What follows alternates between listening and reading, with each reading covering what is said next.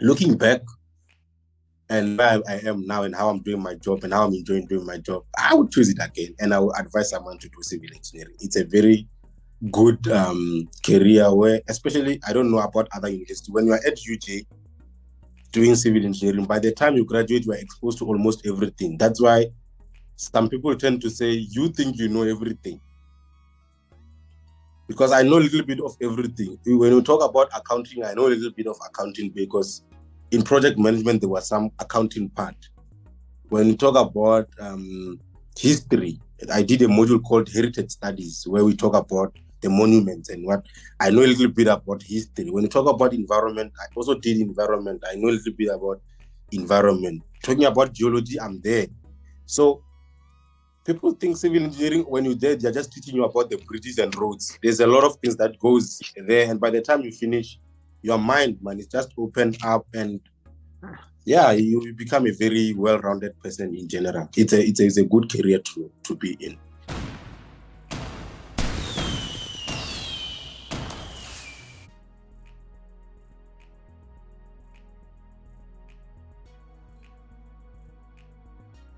Okay. I'm very excited, today I have a civil engineer and we've been having load shedding. What's happening there, Mafefe?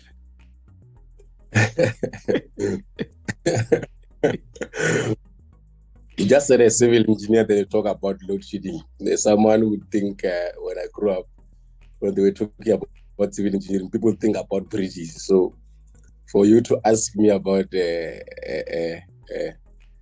load shedding and it just said I'm a civil engineer, it means you have an agenda behind it. What's that? No, you're working at Eskom. I mean, you're a civil engineer at Eskom. So I saw that. Yeah. No, man. The load shedding, I don't know much about it. My job, Eskom is divided into 3 sections. So they are all interconnected. And I can be corrected if someone wants to do so. But we have generation, we have distribution, and we have transmission. Yeah. So we generate. There's a section that transmit, and then there's a section that distribute. A distribution, that's where you have contractors like your city power and all other stuff. So it starts from generation. Yes, you're right, because maybe some power station, some units are off or whatever, and that is, I think that's in short the cause of load shedding. So basically, from what I've learned over the years when I'm with Eskom as a trainee or student, is Eskom has a certain amount of power that they can give us as consumers. So there's a demand, which is what we want from Eskom, and then the supply that Eskom can produce. Eskom has about, 10 power stations or so. So each power station produces a amount of megawatt. And then if they're realizing that they cannot keep up with what the demand requires, then they will have to load shed. Otherwise, the main switch of the country will trip. In short. So basically, load shedding, I'm not a spokesperson for Eskom, but load shedding is not, as much as it hurts us, it hurts me as well. But it's something that they do to prevent that the country's main switch, apart from the other stuff that people talk about, politics around it. Mara, technically, it's just to prevent the damage of other components in the overall space. So, but I'm sure when you tell people that you are a civil engineer at Eskom, I'm sure people are just, the first thing that they ask you is load shedding, Yeah, they do. And I always give the same answer. And this answer I got it even before I went to Eskom. I asked someone who was a mechanical engineer before, why do we have load shedding and you guys are there? What's your job? And they unpacked it in details, but obviously, as part of my contract with Eskom, I'm not allowed to really speak much about their internal affairs and whatnot. I can only talk about what any human being can talk about, what any citizen can talk about. But the inside of it, why load shedding and whatnot. Well, some of us, we don't even know what's causing that. We just see it happen. And we are affected as well. I see. But yeah. Yeah. Yes. So I'm joined by Moloko Mafefe. Moloko Mafefe, like I said, is a civil engineer at Eskom. He has done Bachelor of Engineering in Civil Engineering. And so when you were graduating, which was beautiful, I think I'm going to put the pictures of your graduation here. You were graduating at the same day as your girlfriend. Yeah, the mother of your child, you know. and she was also graduating on the same day in a Bachelor of Engineering in Electrical and Electronic Engineering. Amos, this family is an engineering family. I wonder what you guys talk about, you know? Like, I'm sure you talk about structures, engineering things there. One will think of that. When we were still students, I used to call us civil electricity. Oh. Civil electricity, meaning the civil engineering and electrical engineering. But what do you want to know about it? No. I was just saying that is very beautiful. I mean, I mean, graduating, and then you guys were sitting on the same sort of successive. Yeah. So that's actually what it was her dream. When we met and when we still friends, actually, she came to UJ a bit later than me. She found me there at UJ, and then she was actually my friend. I never wanted to date any girl who's doing engineering. Like, I felt sorry for them because it was just too hard. So I had a certain boundary that, you know what, engineering ladies, no go airy. Then, yeah, she became my friend and we became friend. And we ended up being in a relationship. This t-shirt that I'm wearing, it actually was a t-shirt, one of the projects that they were doing. And yeah, that was it. And the fact that I loved the whole engineering thing. So when we were friends, I wanted to help her. Actually, I was like, if you have a problem, come, I will help you. Only to find that later, she was the one who was actually helping she will help with my editing notes. And I mean, I didn't know about Grammarly that much when I was still in undergrad. And she will take my report and, you know, correct all the grammar in red, and from there I actually improved. And yeah, when we graduated together, man, it was beautiful. And I actually now was like, this thing passed in 2020. Why should I mean, I worked for 2 years and plus. Now I have to go and graduate for something I graduated 2 years for.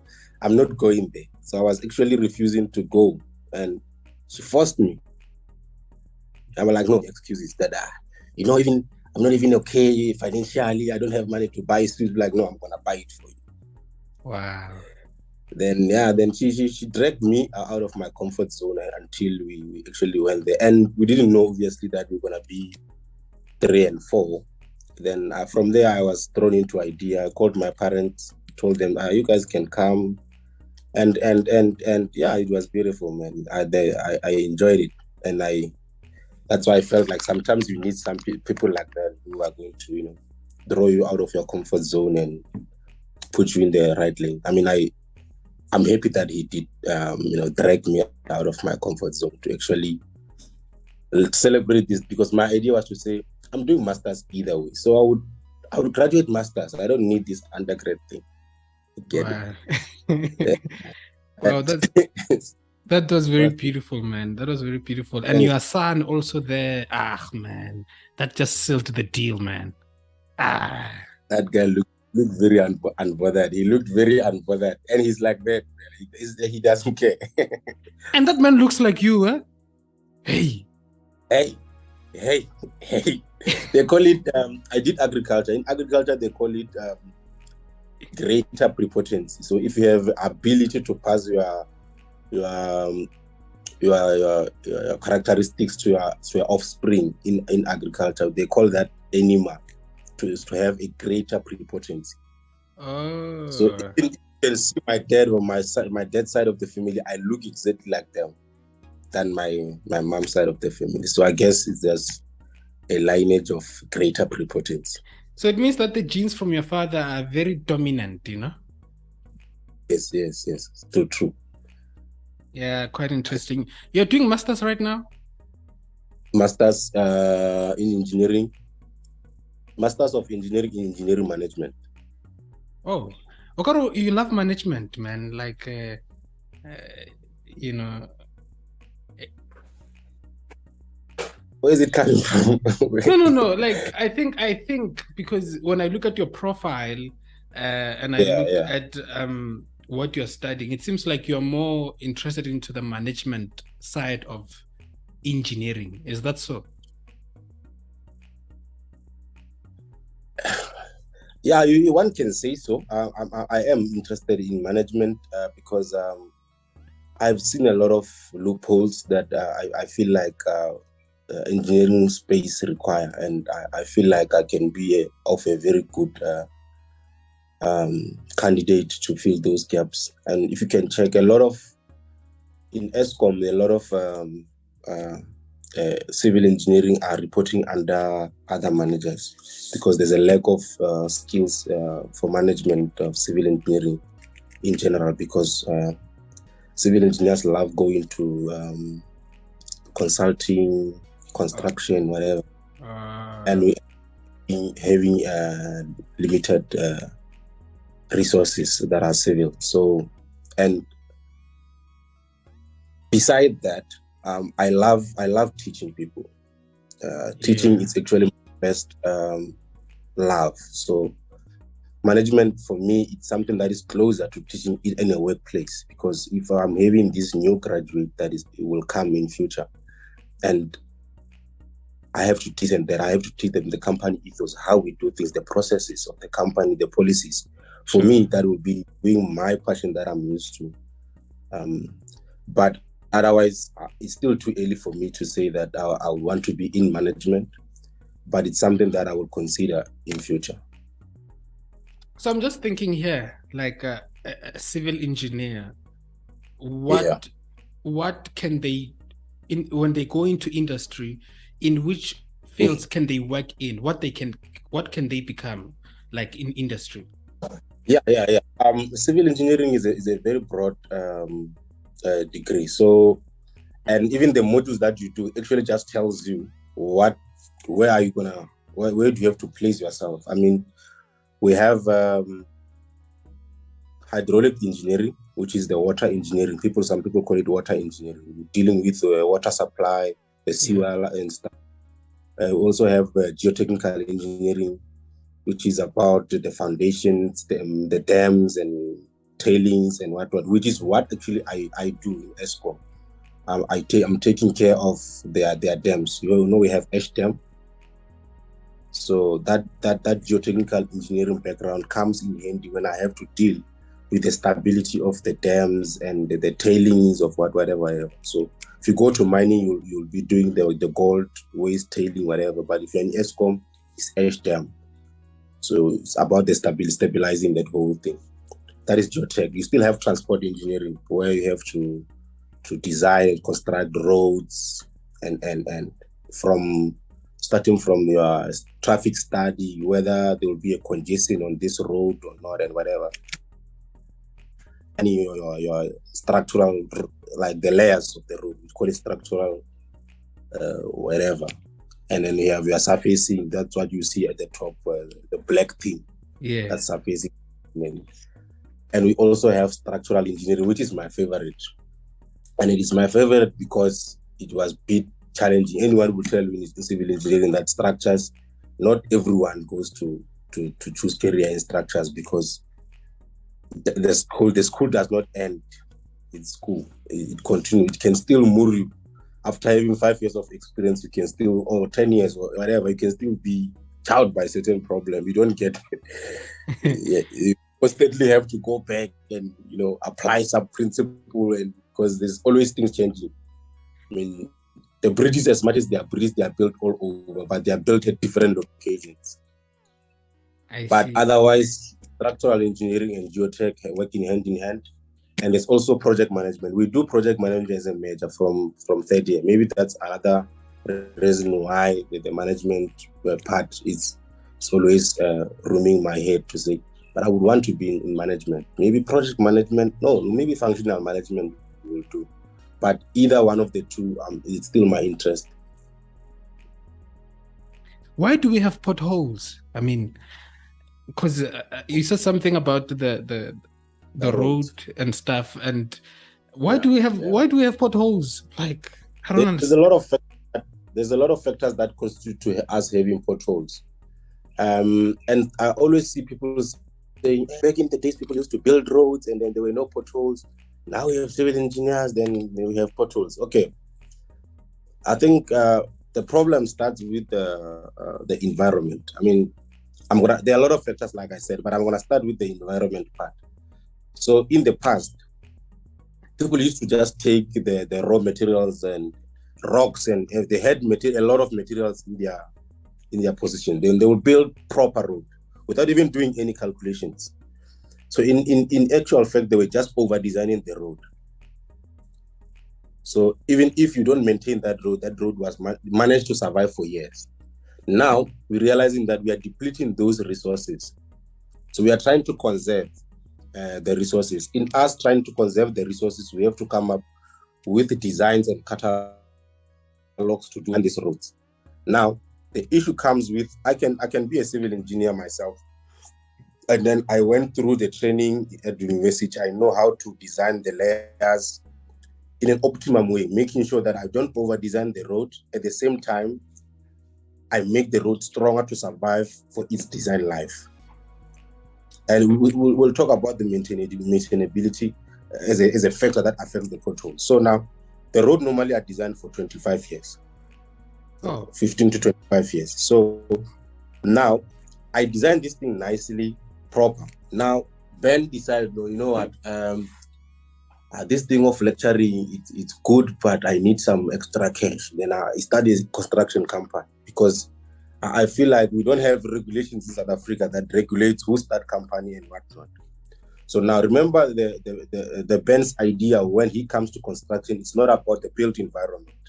The Ben's idea about coming to the civil engineering industry, it's about him making more money because the lecturing job is not giving him enough. He's not gonna leave legacy for his kids or whatever. So he comes to the built environment solely purpose of making money.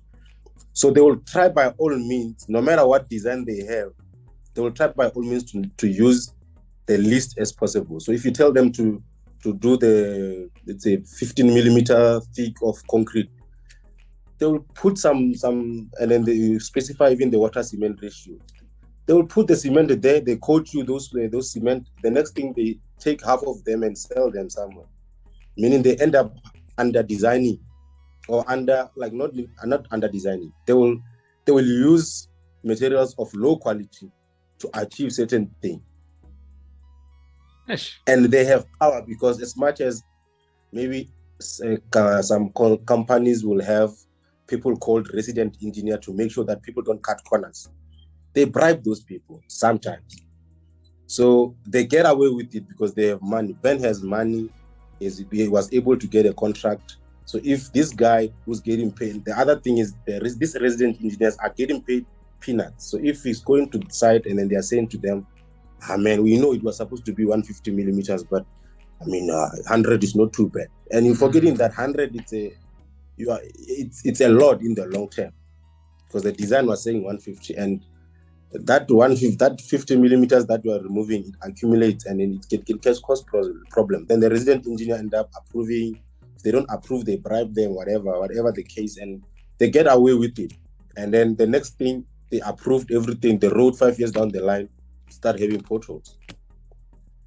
Because the way the structural design of the road are designed now they are designed at an optimum level. We don't want to over design, at the same time you don't under design. So you need proper companies that are interested in the built environment, that are interested in making sure that this road are going to survive for the next coming 25 years. And once that road is there, you need to maintain it to achieve that lifespan. So there's what we call the maintenance manual that are there for roads and whatever that are specified by some. I'm not really interested much into roads, but I know they are there. If you maintain the road, that's why if you see N1 or at this national road or N4 or certain road at a certain portion, they stop and they remove that whole road there and they fix it from scratch again. Sure. In so doing, actually increasing the lifespan of the road. That's why you hardly see a pothole in N1 because it's properly maintained.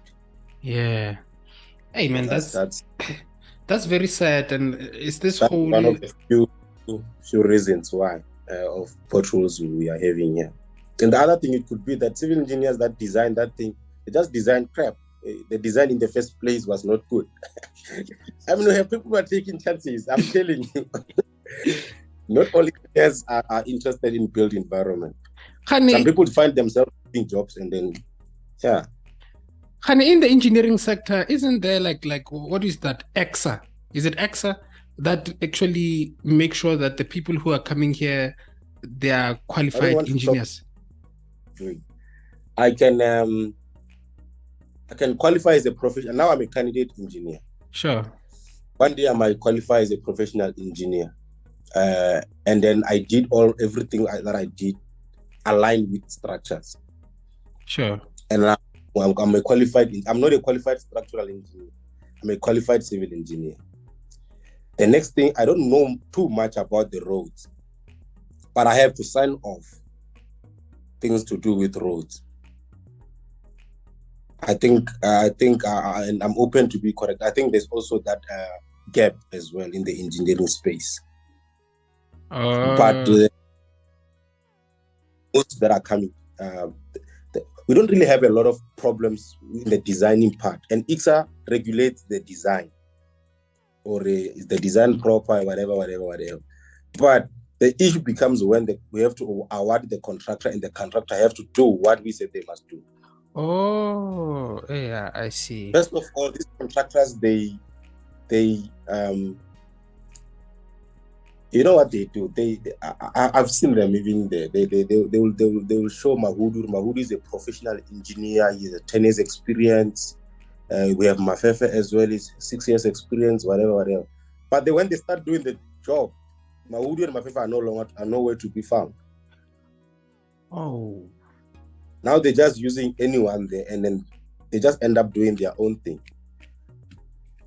Oh. And that's the problem we are having. And sometimes you are sitting with the problem of, should I let these people start, break everything down and they start again, or should I just let them continue? Because I mean, we are having an issue. We have it. We have this road. We want this road to work. We want this road to work. So people end up in a situation where people approve things that were not supposed to be approved, because demolition they cannot afford to demolish it. The time, the convenience is not allowing them to do so. I think that's one of the issues we are having.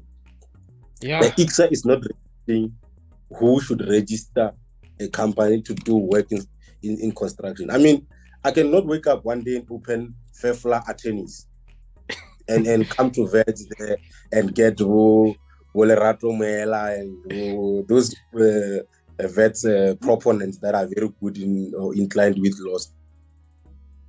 I can't, but Mahudu can open a construction company, take Mafefe, take Mama, and take Mama. That's nonsense. It's sorry to say that, but that should, if ICSA can regulate that, then we'll stop having all these problems that we are having. And it's contributing a lot, because a lot of people are dying on the road because of potholes. Gosh. Yeah, no, we're thinking, yeah, it's an issue. Gosh. So one of my subscribers, Koko Nkokwa, he said that he asked a question, and the question is, what are the duties of a civil engineer at your workplace? Yeah, my workplace duties are simple. I don't have the work that I have to do every day when I get to work. I plan what I want to do. It's really up to me, but I have to deliver at the end of the day. Like, I'm gonna give you an example. Let's say let's say it's vet. I'm working. Okay, no, let me talk about my workplace so that you don't complicate it. Let's say we are at Eskom and then they want to build a new way bridge. Right, a new way bridge. They're not fixing the old one. They want to do a completely new one, and that will be my job. So I'll have to do all the documents from initiation stage of the project to acquiring funds, because we have to still get funds from Eskom, the motherboard, and they have to really be good reasons why we want to do this project. We don't just say we want extra one. No, there must be a good technical we want. There must be some economic evaluations done on that thing, how it's going to help Eskom and all that. So that is my job, and it falls under projects. So we do project as civil engineers. So we initiate until they are funded. When they are funded, we hand over to projects. When they are now running, we go there, we do quality assurance. We make sure that the contractor on site are doing what we have designed this thing to be. Sometimes we design, sometimes we outsource the design to the outside companies like your Zutari, and they design for us, and then we just review their design. And then we go to construction. When people are constructing, we go there to do the quality control, making sure that they don't cut corners, and sign the QCPs. If I say this thing is wrong, I'm suggesting that you demolish. They have to demolish. Because if I don't, they don't get paid. So that's another part of my job. The other one is the preventative maintenance and updating of maintenance strategies. So there are structures like, let's say now we have that way bridge, that very same way bridge I give example with. It's prone to deteriorate here and there, and the sign of it deteriorating is gonna show, but it's not going to show to any person. You have to really be inclined with civil engineering to notice this type of a crack. It might be related to shear, whatever. It might be a torsion. It might be that of that. You might think, oh no, this one, there is no way the crack happened. It means maybe another truck bumped into this. So once in a while, we have shear maintenance. You just literally go, you do your inspection, you write a report, and then you take it to planning for them to, if there's problems that need to be fixed, then I raise a defect, and they go and maintenance fix that. If they can't fix it, that's where we need contractors to come in and fix for us. And I can still come to check that they are doing the right thing. The other one is the QIMs, the quality issue management. So let's say, for example, there was a structure that failed all of a sudden, and no one knows the cause of why that structure failed. As a civil engineer, it's my job to understand what caused the failure. Wow. What caused the failure? Like what caused that failure, and what can be done to prevent that from happening in future? And as it stands, what are we doing to fix that? Because we need to have this thing back. Like the most common failures that we have on structures are conveyor belts. When I was still a trainee, we had a lot of conveyor belt problems. Remember, conveyor belts, when they have problems, the coal does not go into the units, you have a problem. Because if you don't have a coal for an hour, then you guys will go to load to stage 6. So it's an issue. So basically, you are there on your tip. You can actually be fired on the spot because you failed to execute things. So sometimes the work can get very hectic because now the structure has failed. You need to investigate what caused the failure. At the same time, you need to be doing scope of work to repair so that the business continue as usual. There's no waiting time there. That's another part of, that. So for someone to say, what are you doing at Eskom? It's the people who don't know. There's a lot that civil engineers do. Sometimes I tend to even argue to electrical engineers that we do more than you guys.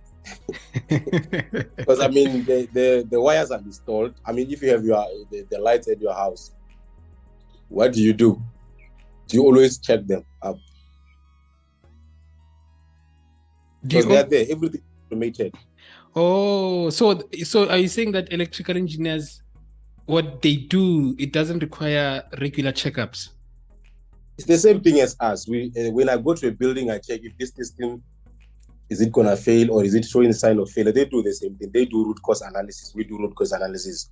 So the engineers in Eskom do the more or less same job, just that you do your job in line with your specialty. Like electrical engineer will do exactly what I'm doing, quality projects, but related to electrical engineering.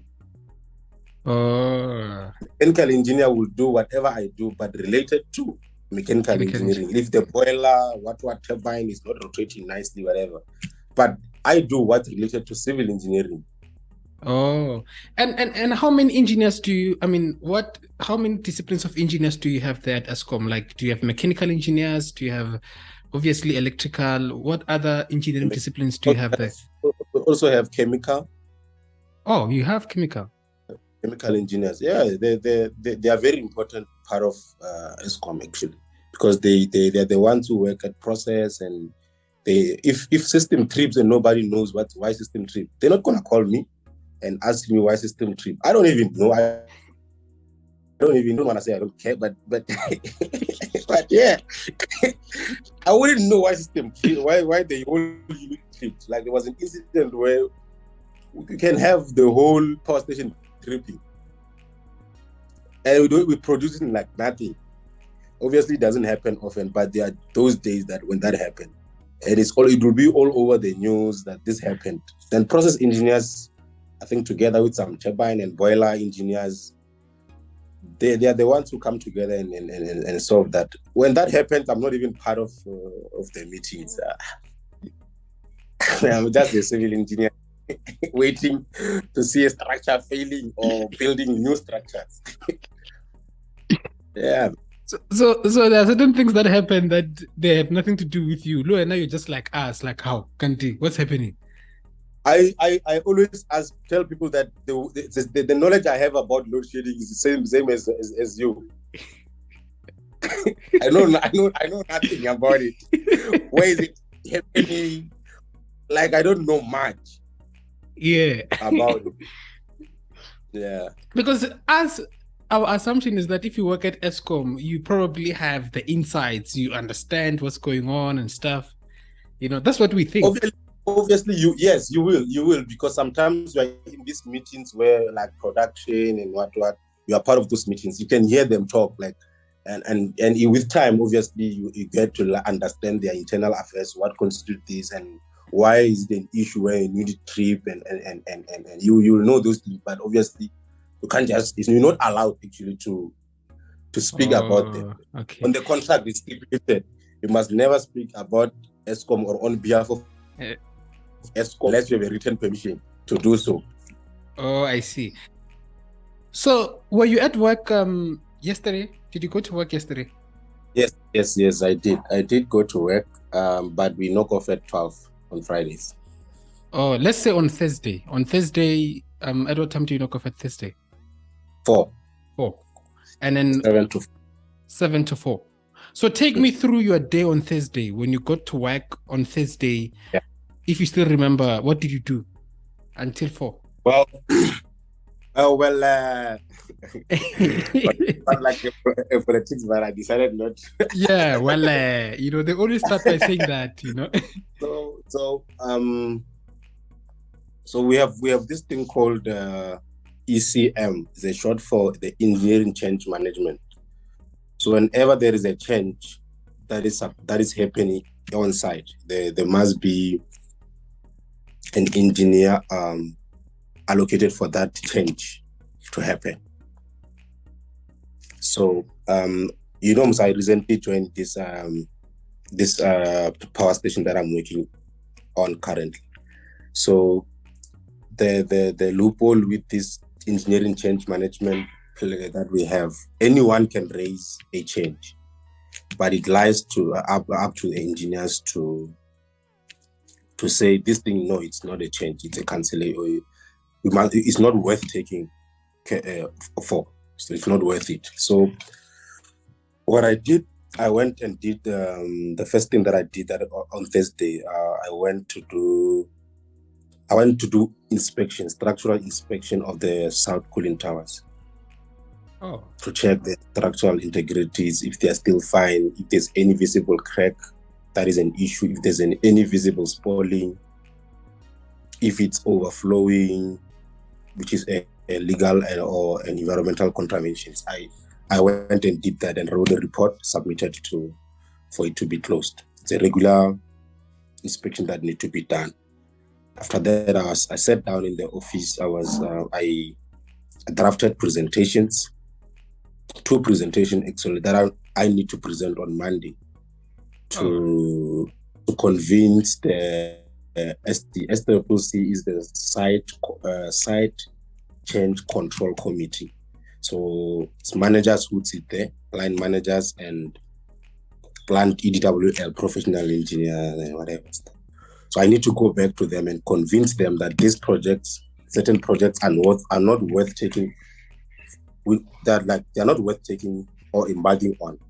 And we need to cancel them and remove them from the plan we have that we track our projects.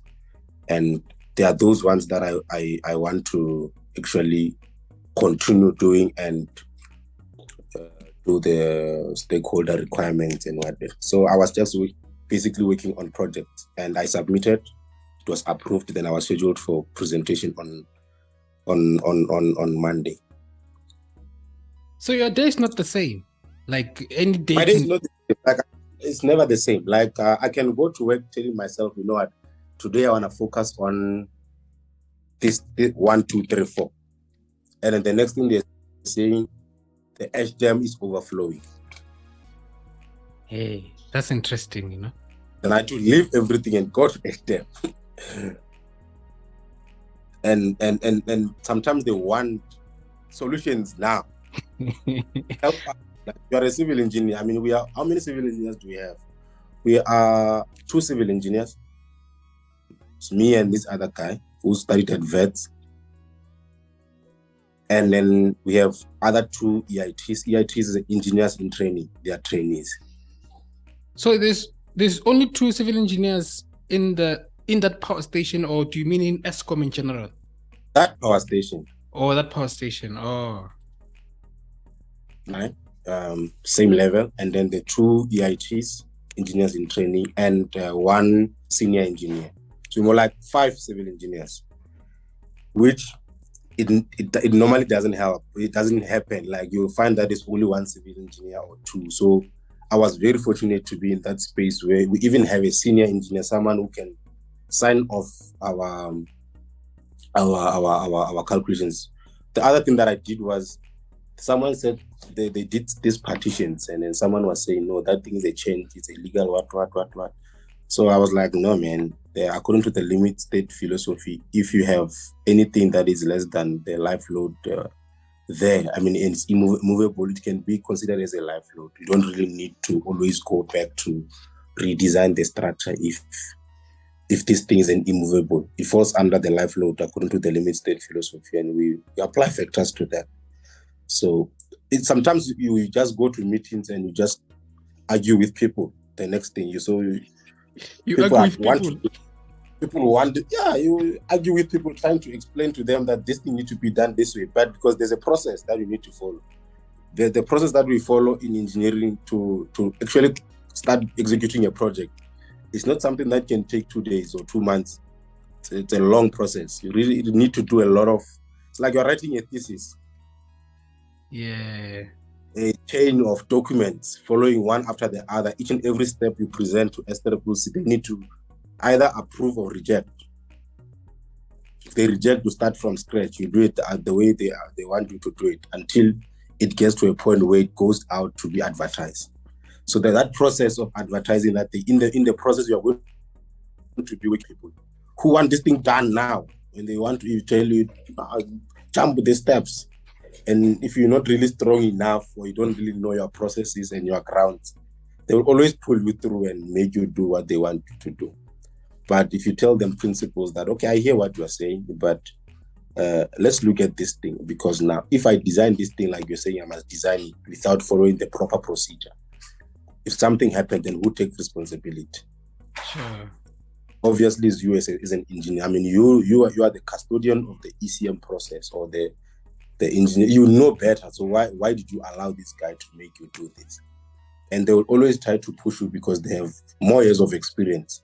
So if you don't have a well-crowned, then they will pull you from left and right and center. So now I was lucky because I was a choir manager when I joined when I was at UJ. Oh. Yeah, that's just about it. Sometimes you work with people. So, and this master's that I said I did, it actually helped me to do my work daily, because and I didn't know when I did it. It was just God, man, because I was a trainee and I felt like I was not given enough work that challenges me. Oh. But I still get paid. I mean, get my money and I can pay my polo, and who cares? It happened for like 6 months, and after that I was stressed that now I don't have much that I've done. Like what I've done now as a trainee, it's even lesser than what I used to do as a work student. So it started stressing me because I know myself. I know what I want to be busy. I want to be busy. Then I registered this master's. Yeah, sure. well, this master's is a coursework which you do 6 modules first year, and then you do thesis. Then you are done with the program. So in that master's, I did advanced engineering economics, which helps me to do the economic evaluation in my work when I have to now do the economic evaluation of a project before it can be done. So it helped me to do that. I also did system engineering, which makes me understand better how all these systems are integrated together to perform one single function and to serve the end user. And I also did engineering management. So engineering management is like a life orientation in engineering. You an LO. Yeah, it's like LO engineering. So you just learn about how people behave, the characteristic of good managers, how to manage knowledge workers, stuff like that. Integrated, what were the risk management, like what are those things? You learn everything to do with just not technical, just life orientation in engineering or in management space. And then I also did what do you call that module? Product development and marketing. So you learn about how you market your product. Wow. If you have a product that you have developed, how do you market it internationally? How do you like all those stuff? I also did project management, which I had a background of project management, but now when you do that one in your master's, it also make you appreciate that there's other types of project management than the traditional way that we know, of just having a big plan of saying this is a plan, then we are going to follow this until we are done with our project.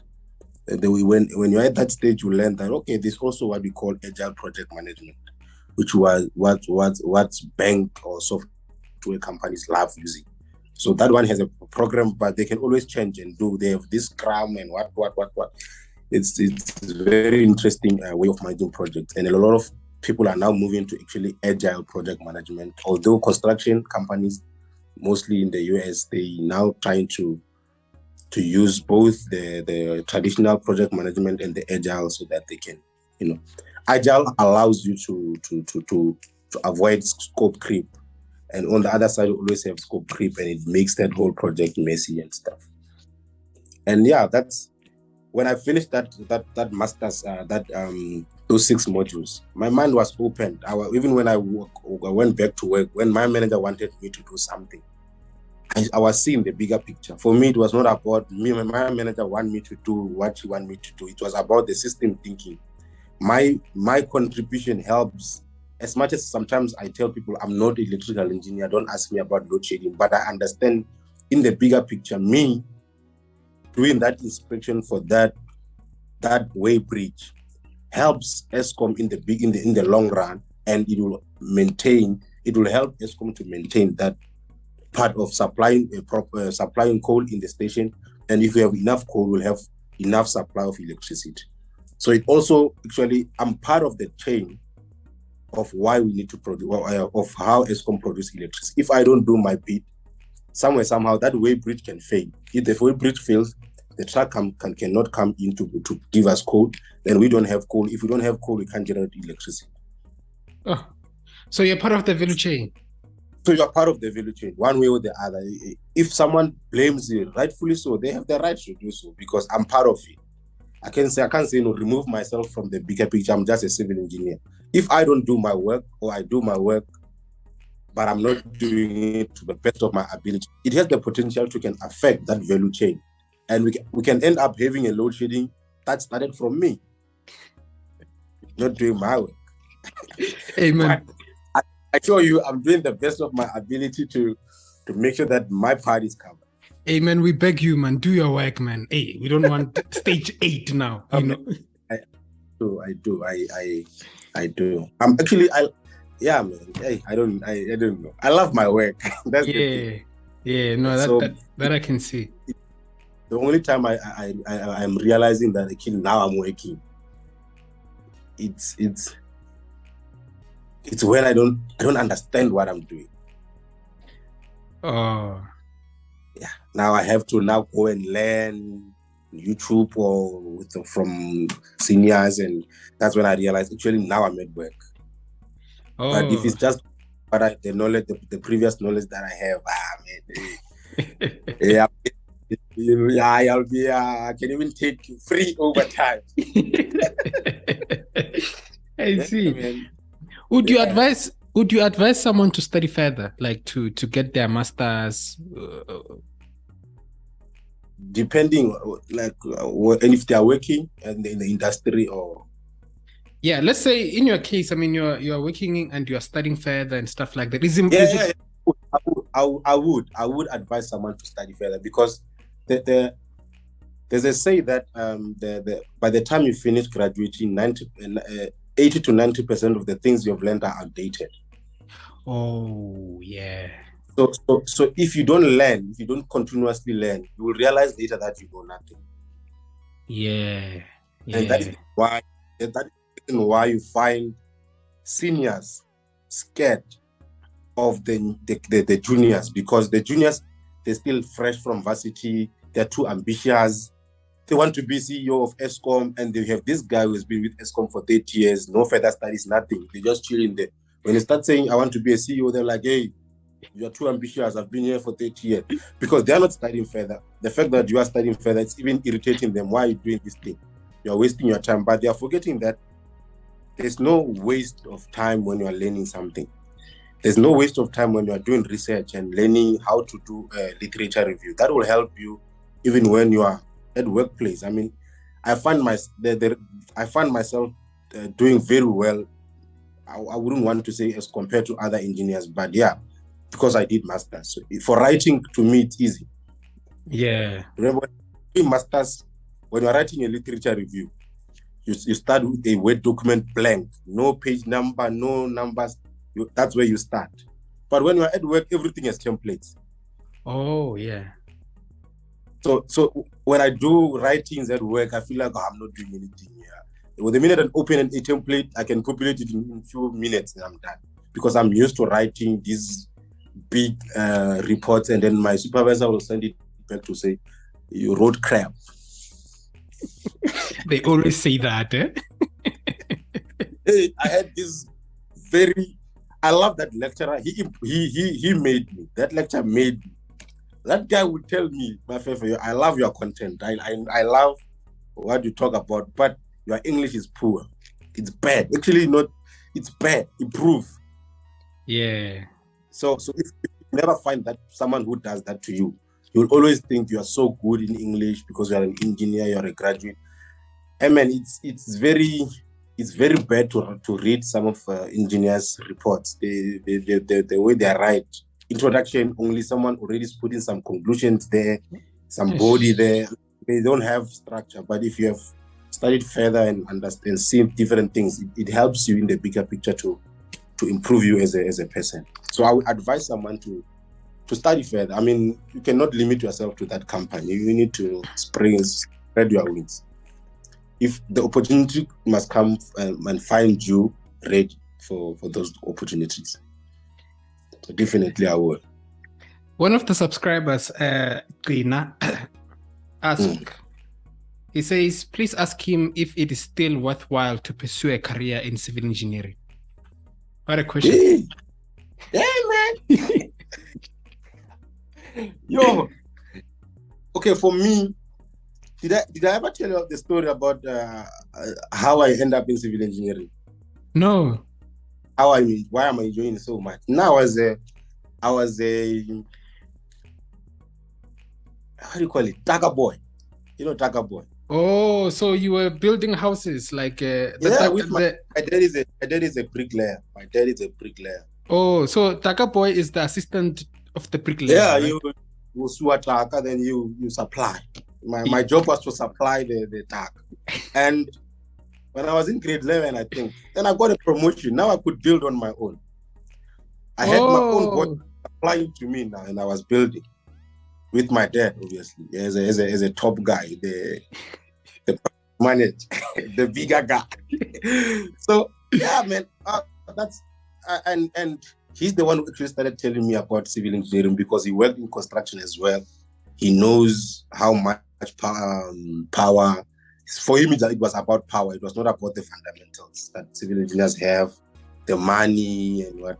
Then he was like, my boy, let's go there and be a civil engineer. And well, I was discouraged in first year because that thing was just too difficult. And now, one of the reasons I chose civil engineer was trying to avoid chemistry, but I found chemistry in first year. So it was just a mess with the whole engineer. But looking back, and where I am now and how I'm doing my job and how I'm enjoying doing my job, I would choose it again. And I would advise someone to do civil engineering. It's a very good career where, especially, I don't know about other universities, when you are at UJ doing civil engineering, by the time you graduate, you are exposed to almost everything. That's why some people tend to say, you think you know everything. Because I know a little bit of everything. When you talk about accounting, I know a little bit of accounting because in project management, there was some accounting part.